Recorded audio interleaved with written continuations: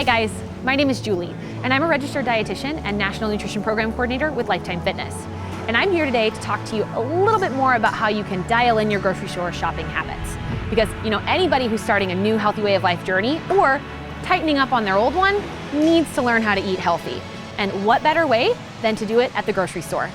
So let's get started with a great grocery shopping habit by talking about 4 quick tips to maximize your grocery store trips. First and foremost, shop the perimeter.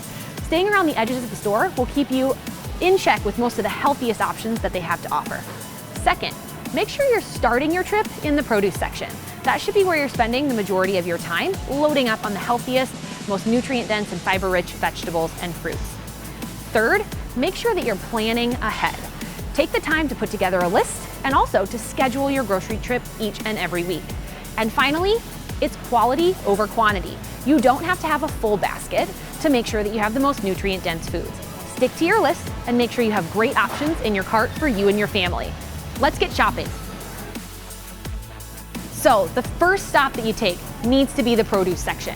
When you get in here, enjoy the rainbow of colors and let your preferences guide you whenever you're shopping for what you'd like to eat that week. Go off of your list and get some great variety. Greens, purples, reds, yellows, orange. The variety of color is going to increase the nutrient density of your food and offer you an opportunity to get a lot of vitamins and minerals in for you and your family.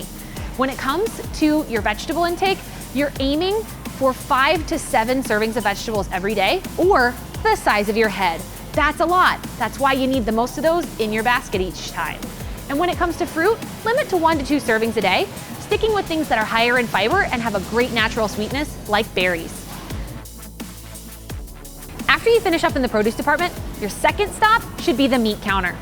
You want to load up on a wide variety of protein options for your family, including wild-caught fish and shellfish. You can also do grass-fed beef and pasture-raised poultry. When it comes to choosing how much to have at every single meal, it's a simple way to go, just to use your hand. Women should aim for 1 palm-sized serving of protein at every meal, men 2.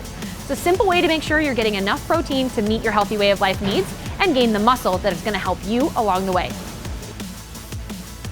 After you finish loading up on your great protein options, be sure to swing over to the bulk section. It's one of the most underutilized areas of most grocery stores, which offer you the biggest bang for your buck. When you swing over, keep in mind that you can find great options including raw nuts and seeds that can make great snacks for you and your family. You can also get some options that include quinoa and wild and black rice to give you some healthy carbohydrate options when you're adding those to lunches or dinners. After you finish up over at the bulk section, head on over to the cold cases where you can find your fill of eggs and dairy. When it comes to your eggs, you want to make sure that you're aiming for the cage-free options and organic whenever possible. Eggs can be a great way to add protein for you and your family at breakfast or for an easy, healthy meal throughout the week. When it comes to your dairy, you want to actually go against the grain and choose the whole fat dairy. The more healthy fats in your dairy, the more satisfied you're going to be throughout your day.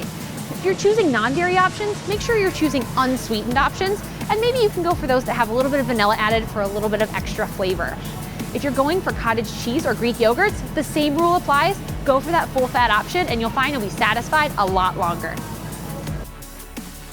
Your next stop can be the freezer section. There can be a multitude of great options that can help enhance your diet here.